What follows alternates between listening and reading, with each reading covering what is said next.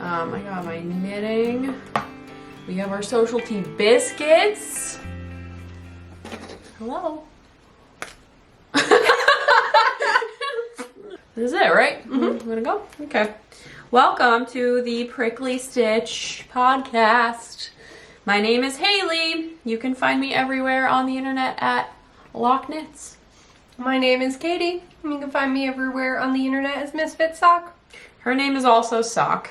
I'm also Sock. I don't like that you've abandoned introducing yourself that way because the people deserve to know. But whatever. Who am I? You call me Sock. Dude, everyone calls you Sock. Everyone calls you Sock. I'm just saying. Anyway, I am all twisted up in the game here. What episode is this? 6? I thought so also. That's a guess. Jesus, this is worse. Yeah, let me look. Cool. I'm gonna eat this cracker. You can find us on Instagram at Prickly Stitch Podcast. And this is indeed episode 6. We need to move forward with this episode. We have our tea. I'm drinking mint medley today, which is something that my boyfriend bought me. This cup is also something my boyfriend bought me. But he bought me because I've been deathly ill for the last week. I'm not 100%. This is going to be a weird episode. But you're fine. You're normal. Physically, Physically, I'm fine. Physically, we're here. You know, whatever. But yeah, what are you wearing? I want you to talk about your outfit. We both look really cute today. For as weird as we're feeling, the outfits are on, locked and loaded today. Tell me all about it. All right, so my black sweater of the day is the Simone Pullover? Simone Pullover, yes. Un momento. There it is. Aha. March 2022 is when I started this. Shit. And apparently I knit it in like 20 some days because I finished it. Yeah, I remember that part of it. It was a very fast knit for you. Right. So it is the Simone Pullover by Hello Gabriella. This is a worsted weight top down pullover with like this textured, whoa, don't fall into the tea. Whoa. This textured yoke where it like does like a sampler of like, there are some yarn overs creating like holes. There are some bobbles, which are fun. Then there's this like pearl chevron thing happening. And then there's more holes down here that you can't see because I have an undershirt on. Yeah. But I love this sweater. I don't think I like the yarn because it's very pilly. It's like falling apart. I actually de-pilled this before I came and it's already Are you serious? Yeah. Wowza. Is it felting at all? Maybe a little. Because it looks like it is. Maybe it's just a visual thing. It's I don't not know. like It's when like I touch it. it's just not a strong yarn. So I got this yarn through a trade. I was getting rid of some of my like superwash fingering yarn, as I do. Yeah. And I was interested in like a sweater's quantity of like some black non-superwash yarn. And the trade was great. I'm super happy with like the exchange that I had and everything. It's just I don't know what brand this yarn is or like where it comes from, and I definitely wouldn't buy it again. Yeah. Because there's like no sturdiness to it. Yeah. There's no stitch definition whatsoever. No, and I mean like I feel like the texture in the yoke gets really lost in it. Yeah. And I'm not mad about it. It's just not the garment I thought it was gonna be. Yeah. But I'll give it a little. I don't think that yarn does the garment justice, is Right. how I'll put it. So I have it tucked in the front. Outfit's cute. Thank you. Love that. But yeah, so I like to, it's a little cropped, maybe for like jeans that aren't high-waisted. Yeah. I do like it, like in this context where the front's tucked in a little bit, there's like just enough to tuck. There's also some texture at the bottom as well, but again, it's kind of lost in the fabric. But yeah, that's what I'm wearing. What are you wearing? It's funny that we would wear these sweaters today because a lot of the reasons that you are not a huge fan of your sweater is why I'm not a huge fan of my sweater. This is the DRK Everyday Sweater by Drea Renee Knits. It's like a hella basic raglan, is it right? No, yoked pullover. And I have it like, I have a flannel underneath it, but. Very cute combo. Thank you. What happened with this yarn is very similar, like in its origins too, is like I bought this yarn from Rhinebeck, but the label that was on it was like very vague. I bought it from that weird, this is just like a deep cut if you've ever been to Rhinebeck. When you first start to go up the hill and on your right is where you get like the apple cider donuts. There's always a stand, like the first, it's not in one of the barns. It's like its own stand. They have one of those tents that they put up, and it's like the most random yarn ever. Like barely labeled, it's in totes. Barely labeled, it's in totes, and they sell it for very cheap. I've gotten really good cotton from that booth before. I got this yarn, and I'm pretty sure that's it. They have a lot of like really hideous, like feathered sequin yarn that's like not in style right now at all. It just seems like a very like haphazard operation, but you can get yarn for super cheap. And I've gotten, like I said, cotton from there just to make like dishcloths and stuff. Fantastic. Like 100%. Like it's different. It's like plied kind of weird. Very cheap, inexpensive, but you get a lot of yardage for it. And I got this yarn. It's just plain black yarn. I don't even know if it has like a brand to it or anything. Do you know what the fiber content is? 100% wool. Okay. No, like, no fuss, no muss, no nothing. It was actually like very soft to the touch. It is, in like the hank, and then also like as it's knit up, like I can wear this, and I have worn it a lot like next to skin. Like I know I've said it before, but I have a lot of like really sensitive skin problems, so like that is saying a lot. And I liked just the way that it felt and that it was cheap. And when I took it up to the register, it was even cheaper than I thought. So it ended up being like $5 a skein, and I think I got, or a hank, and I think I got like 6 of them. Can't beat that. So this was like a $30 sweater. So like, I mean, pretty nice. Yeah, totally worth it. I didn't even notice you were having some sort of, and I've been with you all morning, like I didn't even notice any of the pilling until you just now pointed it out. Pilling, it has like felted a lot. This is the same yarn that I knit Nate's hat out of. I made a hat for my boyfriend on the knitting machine. So it's a double layer beanie. He rolls it up. It like legitimately is closer to a yarmulke than it is like a beanie because he rolls it up really high.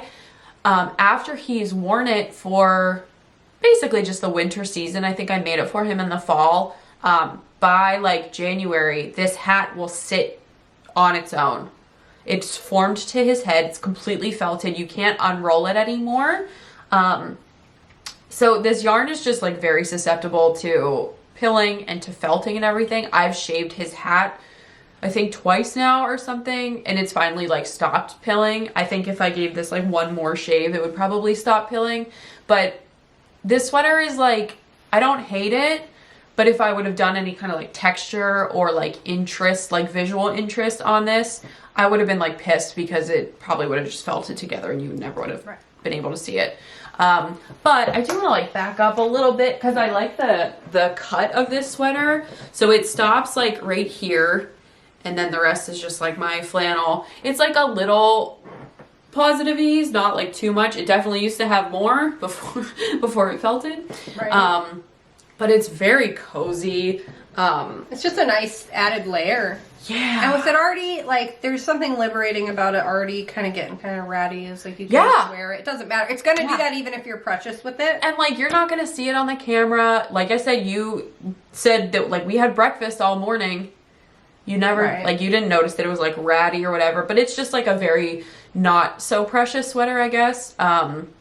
Which I think it's important to have that in your wardrobe. Right. Plus, like, I can, like, not only is it not precious because it's like ratty or whatever, but like a plain yoked or raglan like black sweater just to have in your wardrobe is like pretty important. And that's kind of what I wanted with this. I don't remember like my experience with the pattern or anything. I knit this actually like same time last year as you knit yours.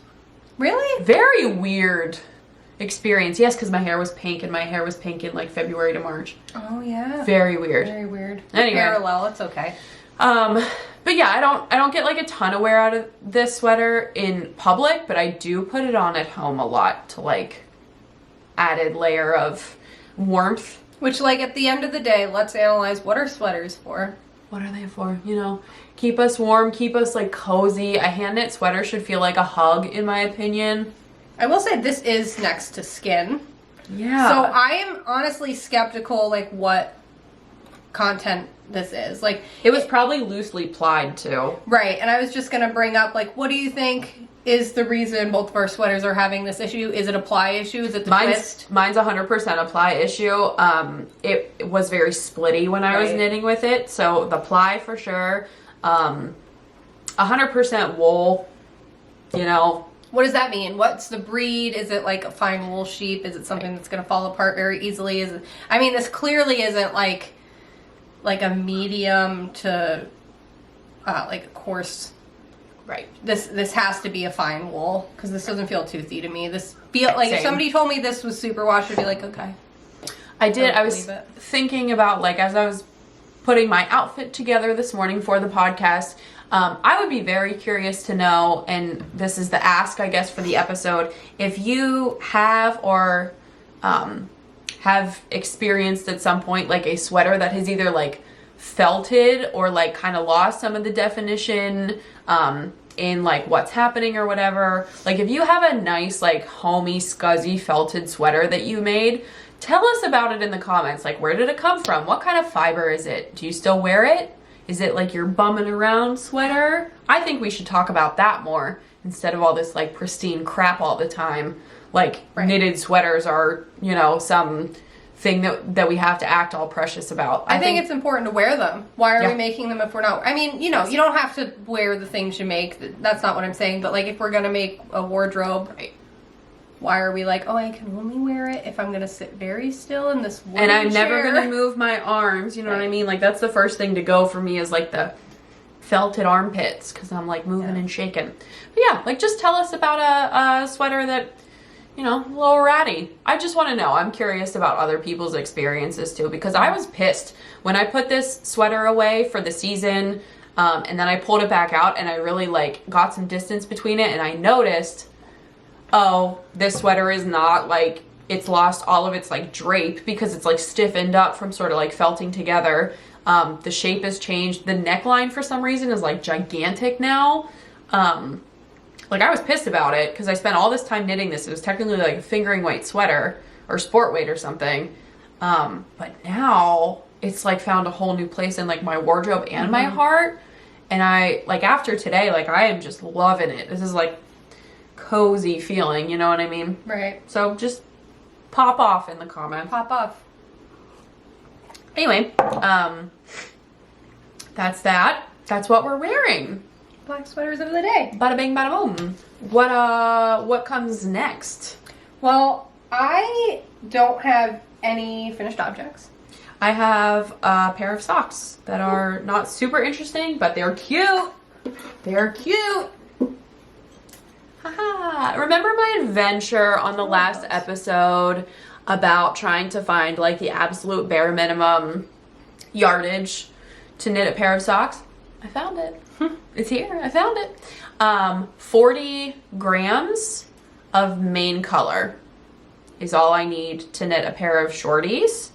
So I had 40 grams of like the main color, and again, that's assuming that I'm doing contrast cuff, heel, and toe, like I did here. So this was just a tube that I knit and then cut it up, cut it in half. I did this. I don't think I've ever done a rolled cuff like this before.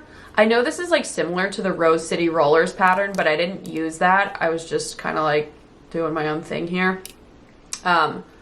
Tiny little toe, afterthought heel, afterthought everything really, because I always just started as like a tube and then go from there. But yeah, cutie pie. Cutie pie. Shorty socks. I like this like color combo is like low contrast, which I don't do anything low contrast, so this was like special for me. But yeah, little pair of shorties for me. They're very cute. Yeah, I love the contrast with that. It's cutie. So show, that's our daily sock. You know, every time we do one of these episodes, we have to like show our feet or talk about socks or whatever. Not today, my feet are lewd today. Don't look. I won't look at, I'm looking at them in the mirror. I see them. They're lewd today. Hide your seams.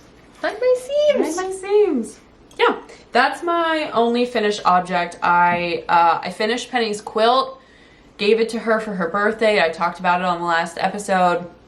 It was gorgeous. Did you finish her quilt and show it on the last? No. I finished her quilt, the pieces of which I showed on the last episode. We'll put a picture in. Yeah, I have a bunch of pictures on my Instagram. I talk about it like a little bit on there, but it was a twin size quilt that I made for Penny, who's my boyfriend's daughter. She turned 9, and it has been so well received. Holy guacamole. Talked about it at brunch, but like this girl is obsessed with this quilt. Walked into her bedroom this morning. She's all snuggled up with it.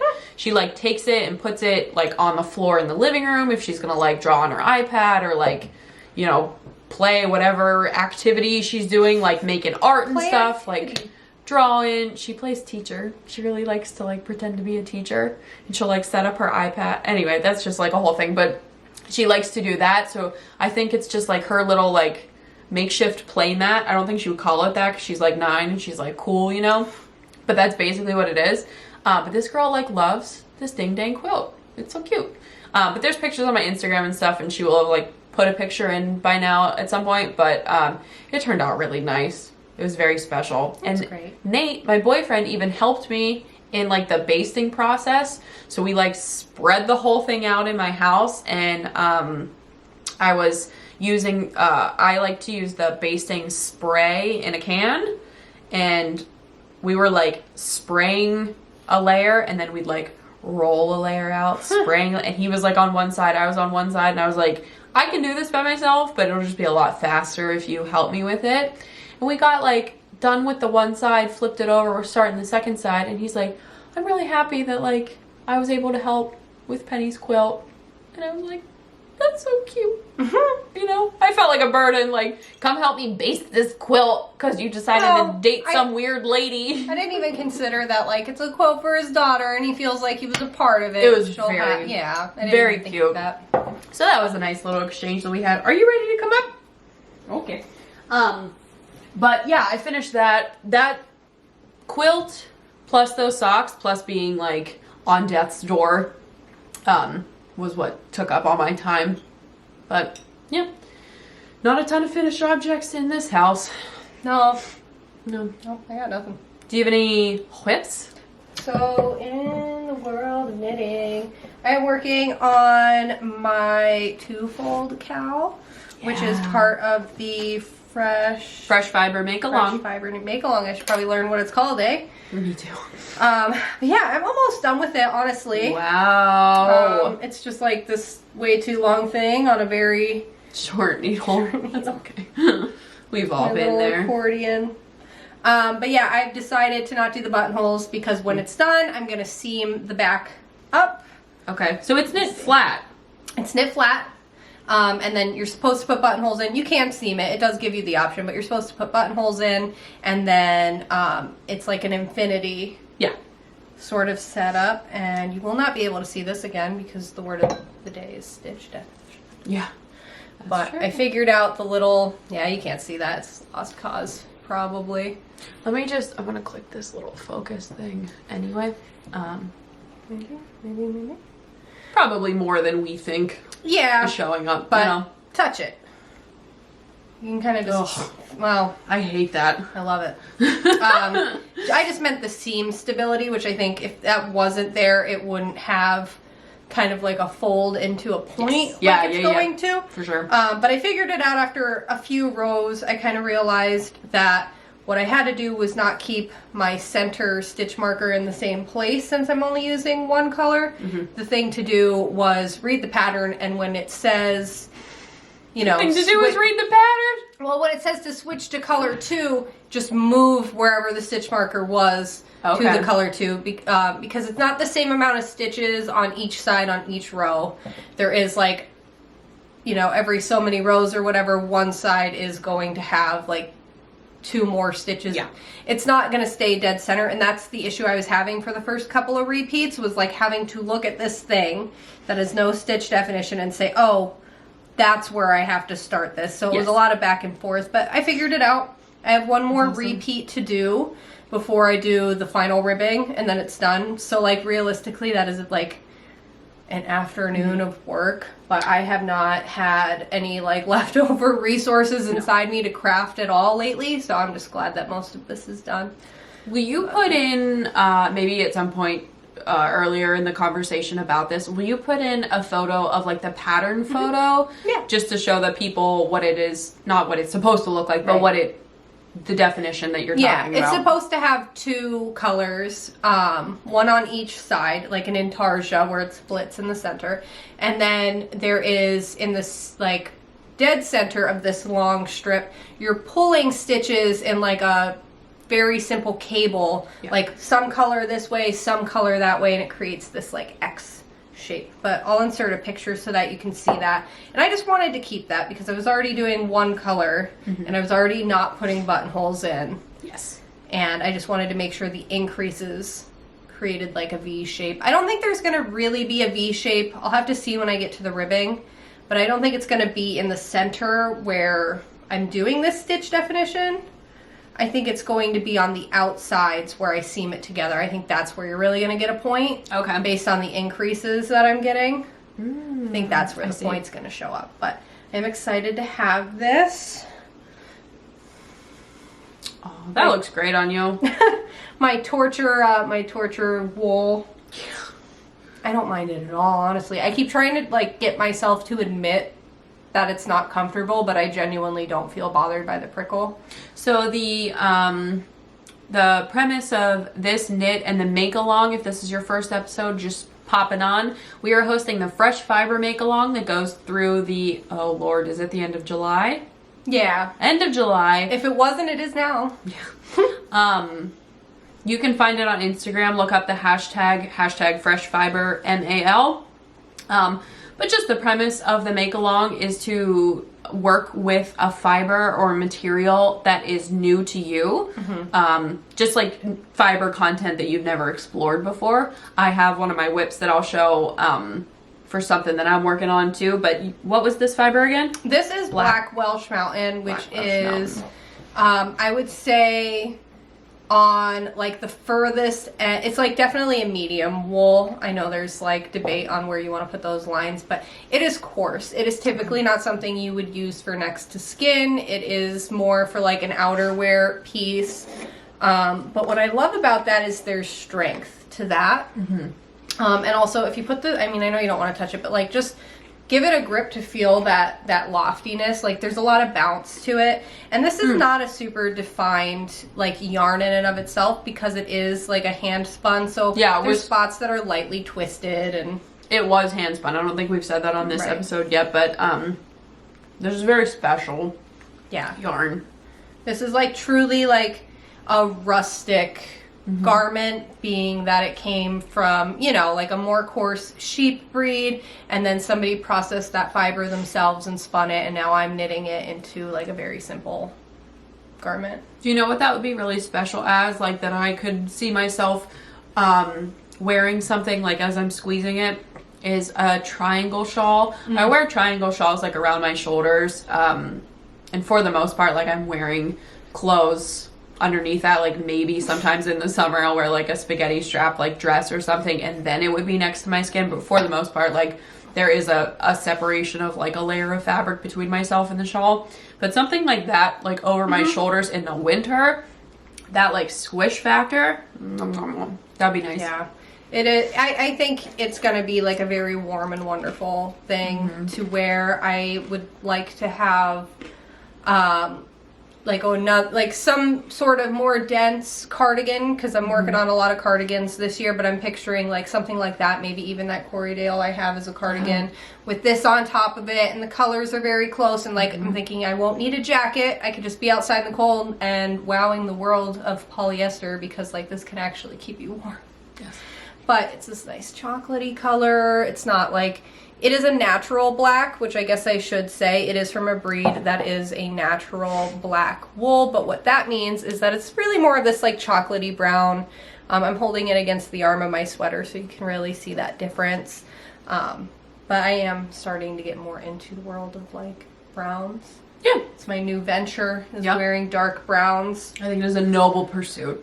Reminds me of my cat in the sunlight. Like, he's a little black cat, but if the sun hits him, he's very chocolatey. Yes. I did get 3 skeins of this hand spun yarn.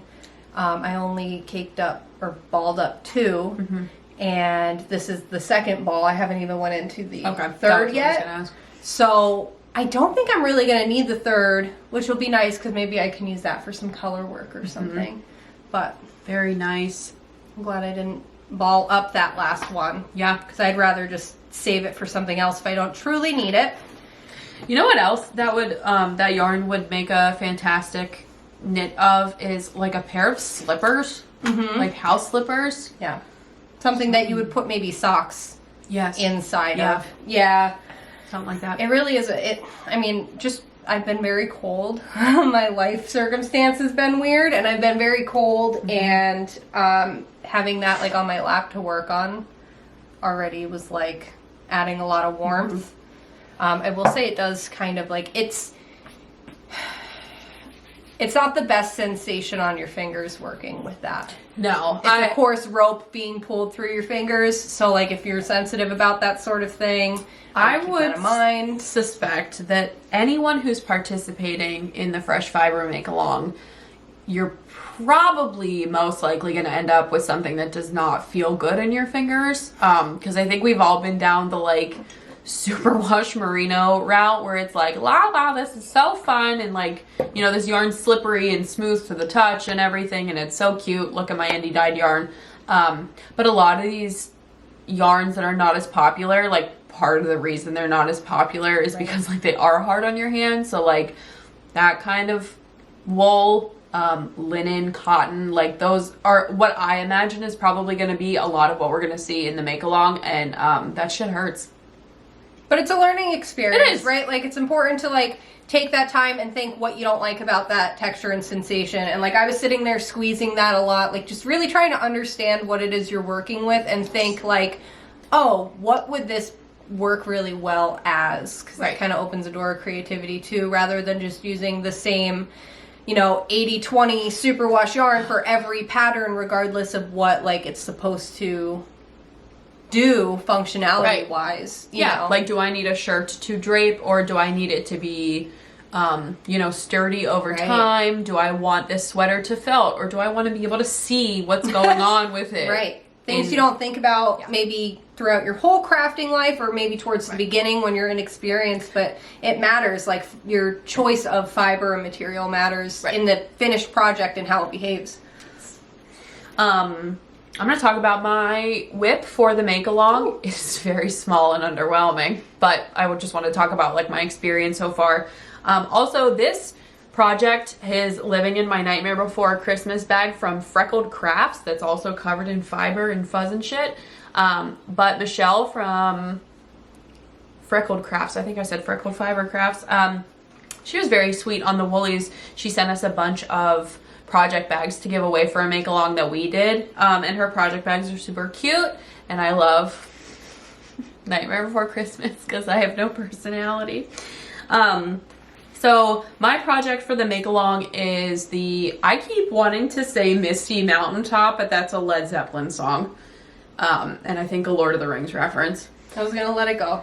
Whatever. What's it called? Mount Pleasant Top or T? I don't know. Mount Pleasant Top, I'm pretty sure is what it is, but it's patterned by Pip and Pin, and it's so cute. Maybe we'll throw in a photo. I don't know. I'm not telling you to live your life any certain way, but I am making this like super cropped, short sleeved spring summer t-shirt out of linen, which I've had in my stash for almost a year, I think.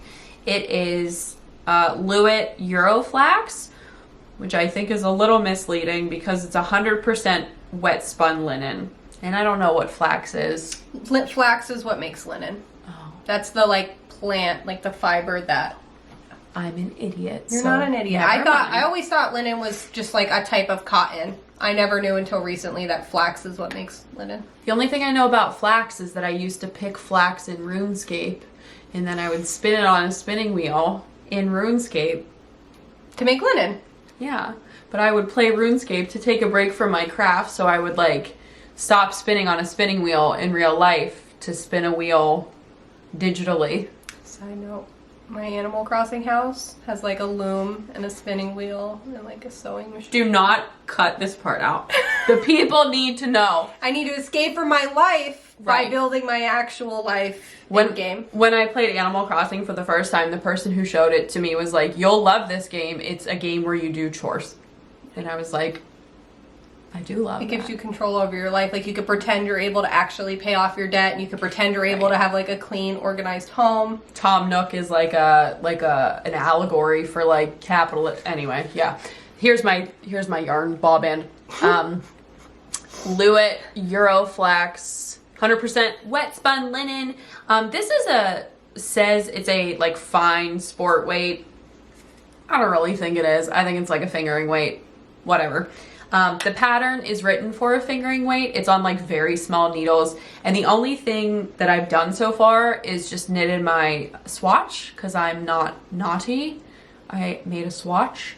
I didn't want to, honestly. I thought for a second about not doing a swatch, but I don't know how linen behaves like at all. Like I've never even experienced really a garment or anything made with linen. I think as a yarn shop sample, I've touched maybe like a shawl or something that is made of linen, but I didn't know how to like make a game plan to like choose what size I needed and like what kind of needles. Like just, I needed to do a swatch. So this is what it looks like in the skein. It's so beautiful. It's like a really true black. There's like neither warm nor cool undertones. I will say this, like just the color of it is going to be enough for me to like knit with this again, because I think it is really difficult to find like a true black that's not going to like bleed everywhere. You know what I mean? So I don't know how they dye this or how they get it so like true black, but it's really nice and I like this. So I tried to cake the first skein up. I have 2 skeins. It turns out that because the linen is it's really heavy and it's really like slick and very slippery, when you cake up linen on a ball winder that's plastic and smooth, and you're doing your thing, cranking that hog, the ball will fly off the ball winder and it'll launch itself across the room, and you will not be able to put the whole thing on the ball winder. So there's a cake in here somewhere, but after it like launched itself across my living room 3 times, I said, never mind. And I pulled the cake off and I just wound the rest by hand. It was miserable and excruciating. But here's my little ball. Again, if you had like a wooden ball winder, it might be a different story because there might be like more grip to it or something. But I'm just telling you, if you're using linen for this make along, don't be surprised if you're like chasing it around like Scooby-Doo style. It was horrible.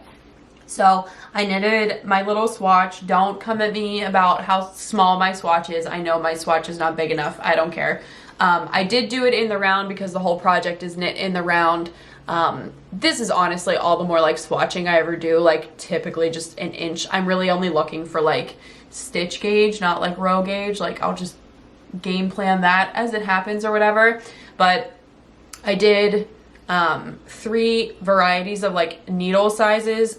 What the pattern calls for is on a US 5. And actually, I have to go down to a US 3, which is pretty surprising because I'm like an average to like tight knitter typically. But I guess Megan Nodecker is not. Or it could just be the way you're knitting with like the linen. Maybe even like the tension could be different. Like maybe it doesn't have the same whatever as like a wool would, like when you're pulling on it. Well, the pattern itself is interesting too because it's knit on a like with a fingering weight on a US 5, but the stitch gauge is like 24 stitches. which is like a DK weight gauge or sport weight. I don't know. Anyway, I'm just telling you, if you're knitting this, I would probably swatch. But here's my little swatch. I was able to get gauge with the smallest needle size that I had chosen, which was US 3, which I think will bump my ribbing needle, like for like the hem on the sleeves and top and everything, down to a US 1. So I'm going to end up using a US 1 and a US 3 to knit this whole thing.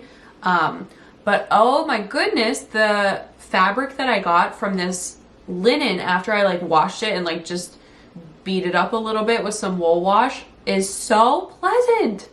So pleasant, so nice. Touch it again. I know you touched it the other day, but still, it has like the most beautiful drape. It's absolutely softened up a lot. I think the color has also changed. It lost some of the luster. It lost some of the shine. Yeah, in like a bad way, but it's definitely more matte now than maybe it was. Yeah. Yeah, you can see it like immediately, the gloss on that versus this. Yeah. Which could be, you know, it could be a lot of things. It could be the dye that was on it that could have washed out, or it could even be like maybe whatever they used to spin it. Yeah. You know? I'm still like very pleased with it. The closest I could like compare this fabric to, or like these little strands, like the actual experience of knitting with this is it reminds me of knitting with like really, really fine hemp. It does, yeah. Like it has that sort of like texture and like aesthetic to it, but I'm very excited to cast this on. If I wasn't like, you know, catching my death this week, I would have cast it on already, but it's a bottom up top that like starts with like 1.5 inches of lace, and I just didn't have like the headspace for that. But I'm really excited. This swatch is like pretty motivating for me in terms of like thinking about how this finished product is going to go. I think it's going to be very beautiful. Yeah, I think I'm so really too. excited. Be nice to have a nice like summer, Yes, cool weather or hot weather. Mm-hmm. I'm really interested in having a knitted t-shirt to put into my wardrobe because I do not have one at all. I don't even have anything like remotely similar. Right. I think the shortest sleeves that I have are the sleeves on this sweater, which is like a bracelet length. So I can't wait. I'm really excited. That is my make along project so far. I think once I cast it on and get through the lace, the rest of it is going to be like so fast. Yeah. That's one of my whips. What else? I don't have any other knitting related things with me today, so.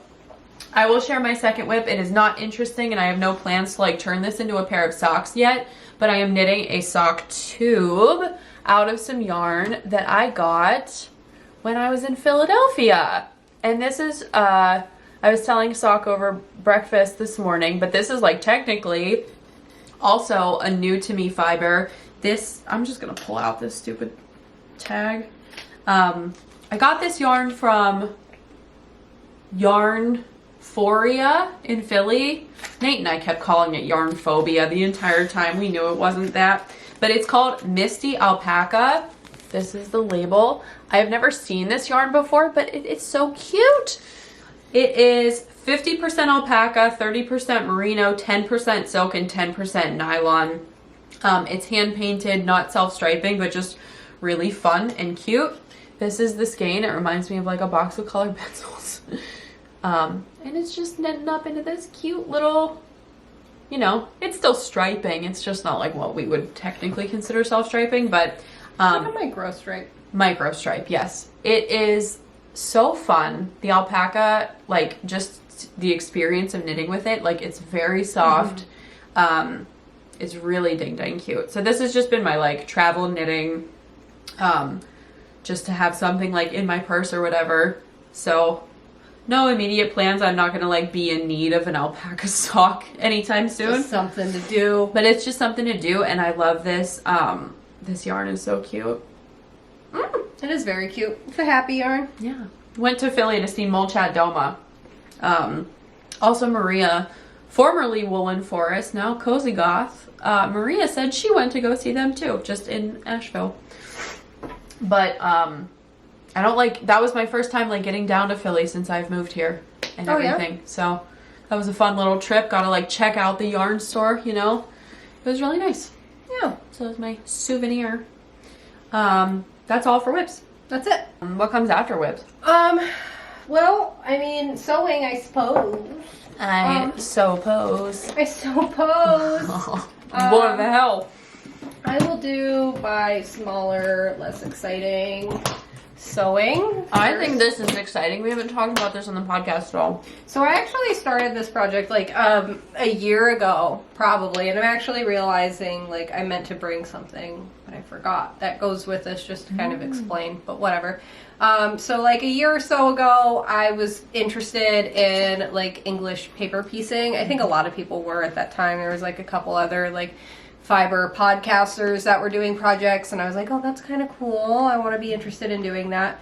And I put it in a case and I set it away, and I've been doing a lot of like cleaning and organizing, and I found it again. And like I haven't had like the space to do anything that requires like thought or pattern, which is like the theme of all my projects right now, is like I just want to do some free form crafting. And past me was a real homie because this case I have is like completely set up with like, so first of all, I have this stupid little paper that I drew myself.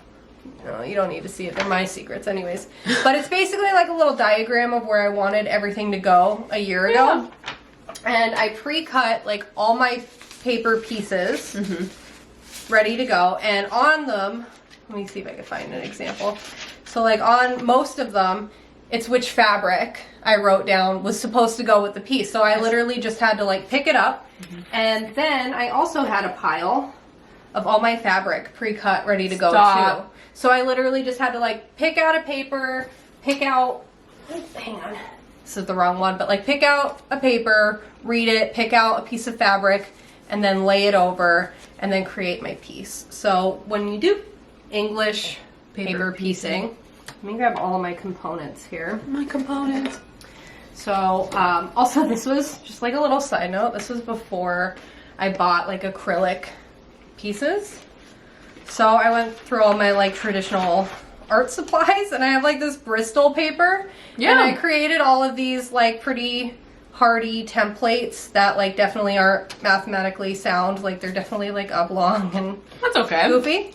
But I have all these pieces, and when you do the paper piecing, you take your stencil, you set it on a sturdier piece of paper. I guess you don't have to, but like a cardstock or something a little bit more dense. You can use printer paper if you needed to.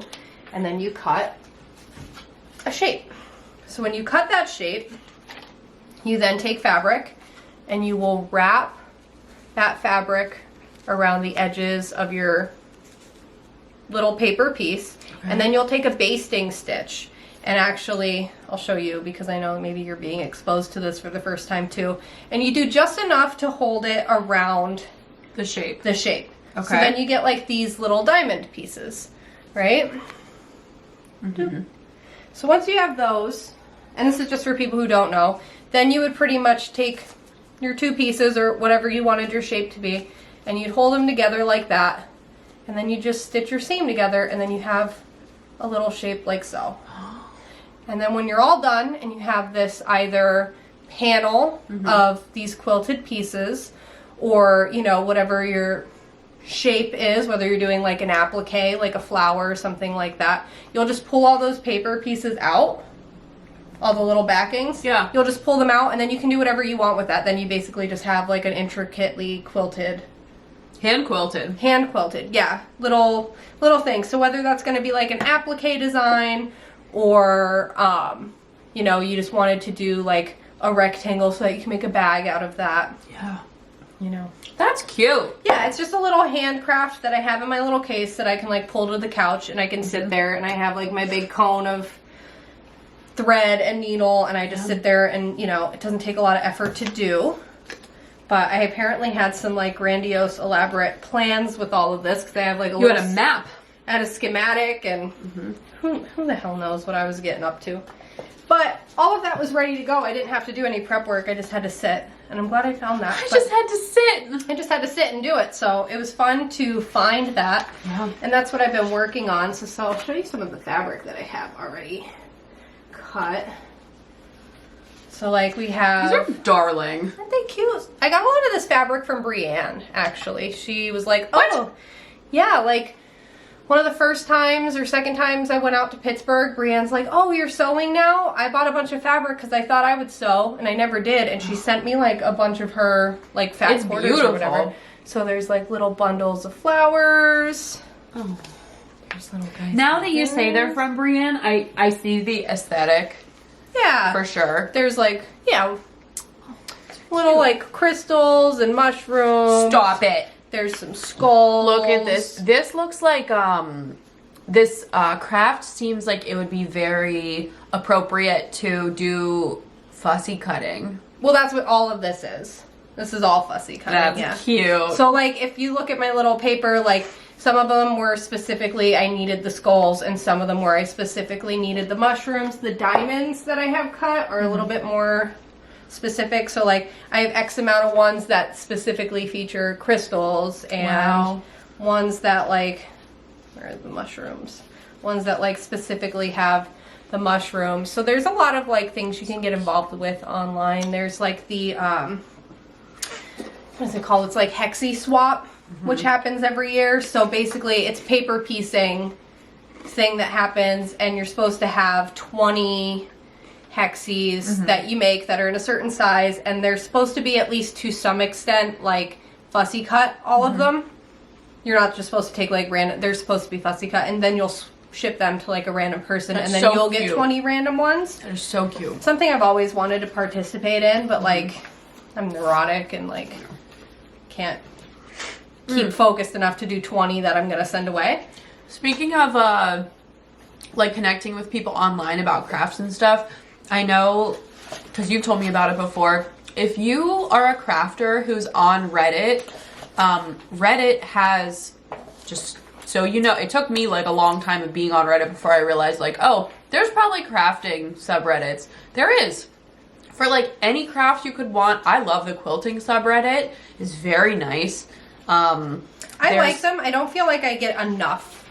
Like I don't feel like I get enough people engaging on That's it. why it's important to like talk about here. Yeah, that's true. The quilting subreddit I really like because on Instagram everything is too curated and like perfect and like look at me in my suburban beautiful sewing room, you know what I mean? Like people will post questions on the quilting subreddit that's like, I'm having a problem with this, or like my corners aren't doing this, or like what would you do? How could I finish this? Like there's actual like meaningful discussion on Reddit about it, and that's what I really like about It's more about the craft and less about the aesthetic of the craft, which like Instagram's like if you went and bought like a magazine for quilting or knitting or whatever. There's all these very beautiful people and these very beautiful finished objects in these very decorated rooms. And no one cried while they were making them, and no one like poked their finger and bled into the fabric. Like, yeah.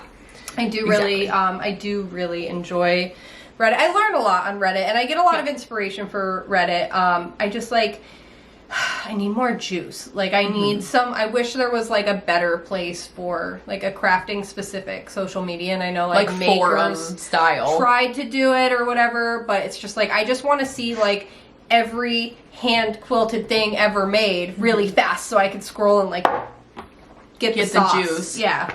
But yeah, that's been my little project. I think I love that. Whatever I was going to make is definitely not going to be what I continue to make. But I'm going to get all these pieces together and then maybe throw them into like some other quilting project that I'm doing right now. But just very cute. Just a very easy way to do some hand quilting. It's definitely not like I want a finished object very fast sort of hobby. Right. But cute. What do you have?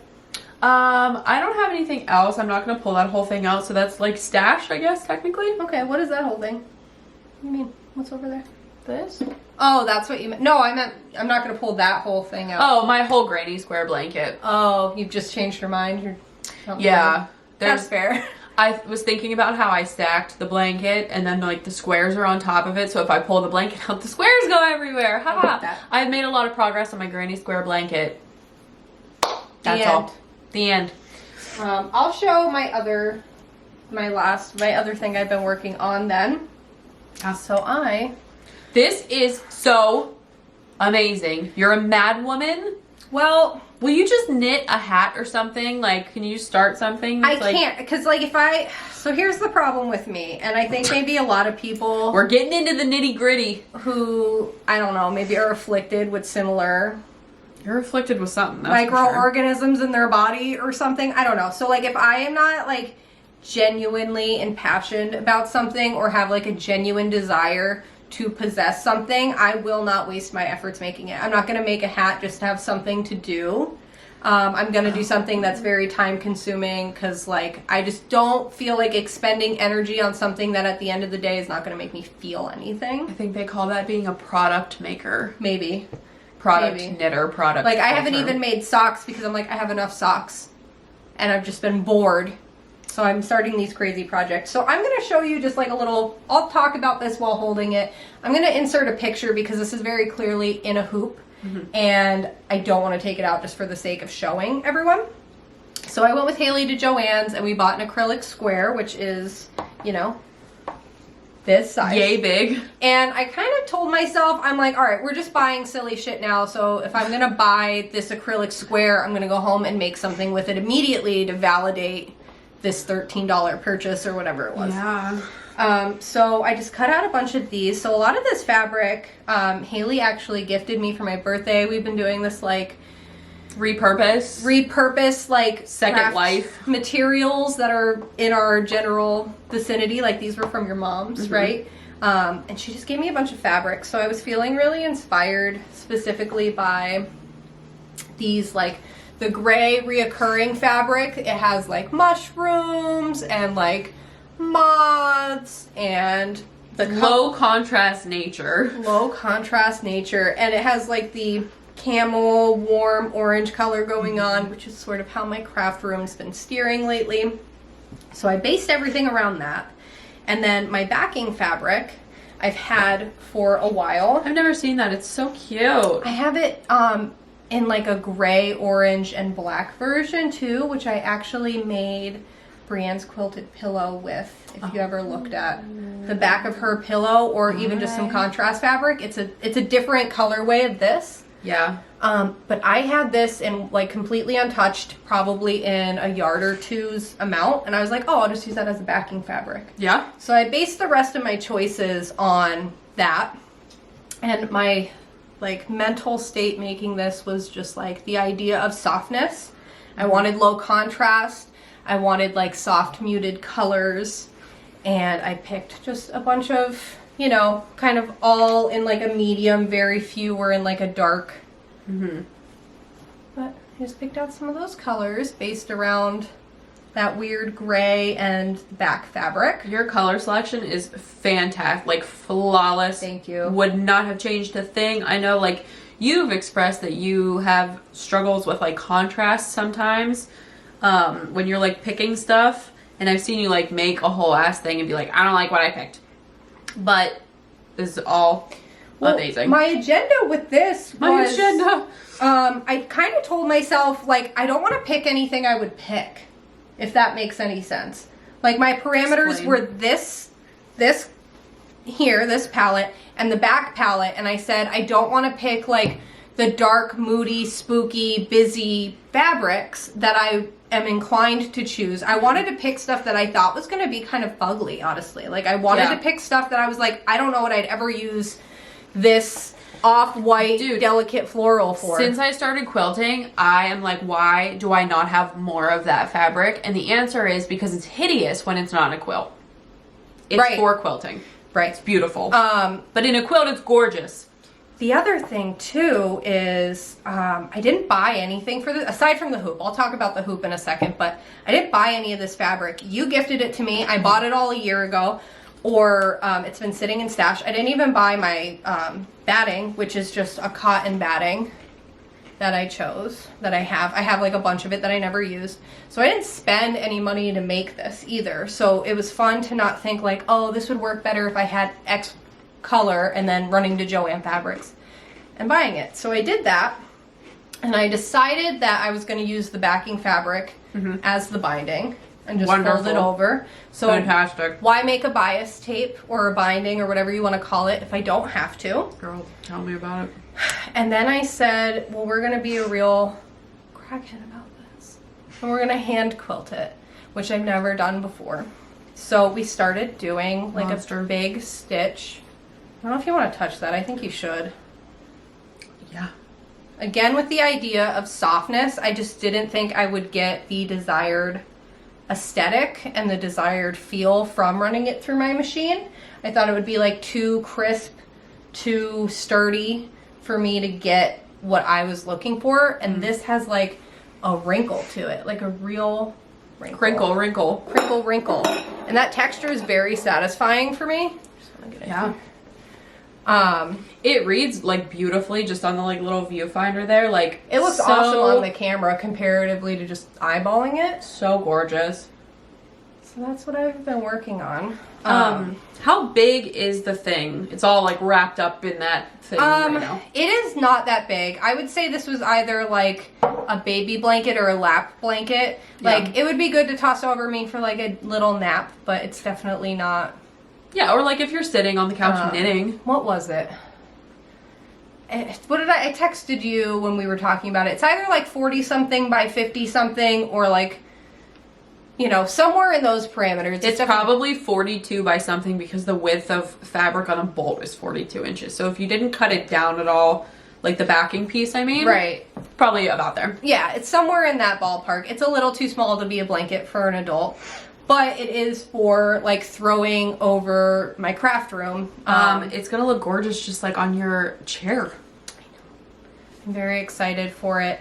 I tried to do it without the hoop. I told myself I was not going to buy a hoop because I did not want to like invest money in this project. Dude, no, you can't like get the tension right. It was very hard to do, and it's still hard to do because my issue I'm having and my question to the people is, so if you are a hand quilter, you know about the knot that you have to make and pull through the fabric in a certain type of way. And the hoop improved my issue a ton, but the problem I'm still having is that I pull this knot through and either the knot breaks off, the yarn breaks immediately, and now I have to pull back. Like here is where the knot broke.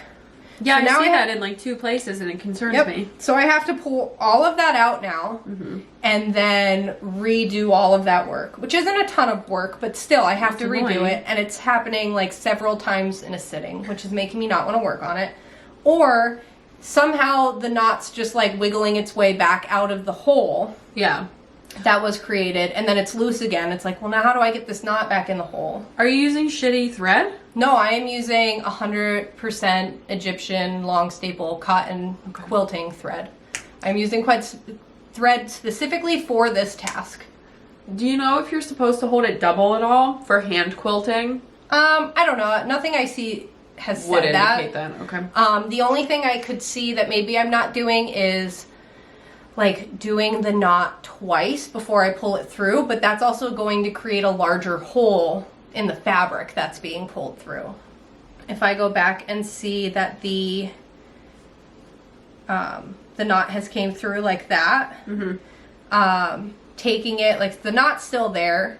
So I was thinking about maybe doing like a little, like a daisy embroidery in those spots to like hold the knot down. That'd be cute. Tack it down like that, but I'm gonna wait until the end and see if anybody gives me like advice that I can apply before I start messing with stuff. Could also put it in the Reddit.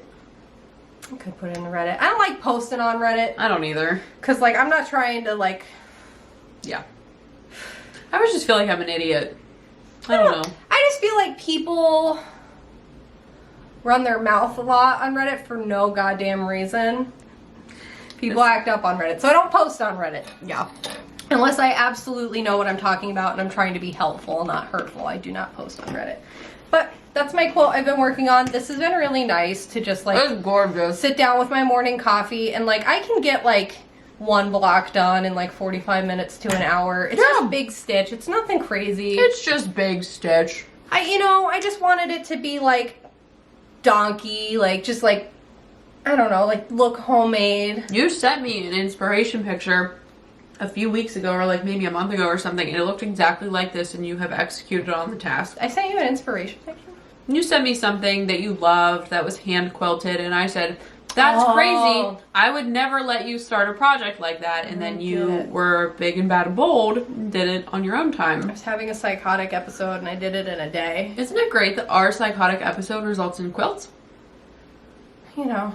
Could be worse. Could be worse. Could be worse. I don't know. I want this to be done really bad, but I'm enjoying making it. I just have a lot more fun if the knot wasn't coming undone. The or knot. like breaking. This knot breaking is breaking me. Are you using the right needle?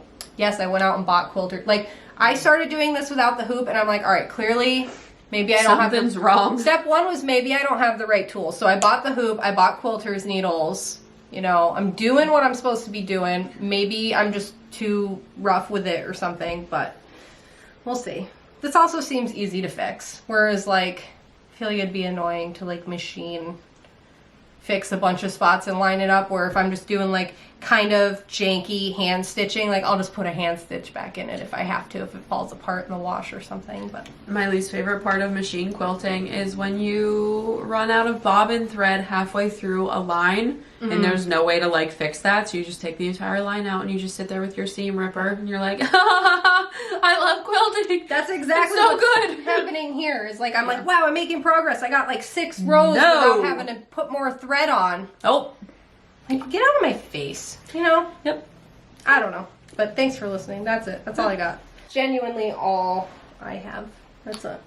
I ordered some tiny hanks of yarn from Etsy, and I want to tell you about them. So, okay. I got some mini skeins from Canada. I've skeined up or caked up a couple of them, but I was like deathly ill, so I just didn't have the fortitude to do all of them, and they look so pretty in their little hanks, and I just want to show them off. This lady is from Canada. She sells these mini skeins for like stupid cheap for some reason, and I'm in the United States, and I didn't have any like issue getting these in like a timely manner, and it wasn't like very expensive or anything. So on Etsy, her username is Sue Ger or Ger Crafts. It's SUEGER Crafts. Suger? I don't know. But she is selling these mini skeins. They're all like surprise random. Like, I did not select any of these. I think I got in total maybe like 20 or so. But look how stinking cute they are. Those are very cute. These are 5 gram minis, which is a hilarious prospect. They are so small. They're all different.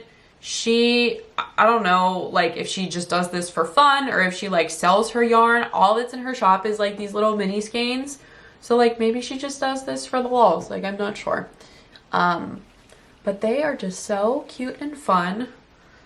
I love tiny mini skeins. I was convinced these were, like, 10 grams. And then Sock pointed out that they were probably 5 gram. And They're she was just right. so little. They're so freaking small. I love them. What a scrappy little treasure trove Yes. to just be given, like, randoms.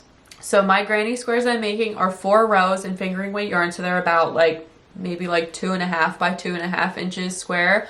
I can get 2 squares out of one of these. They're so cute. But she sells them for like really cheap. So I just wanted to put a little plug out there for Sue. She's the real MVP.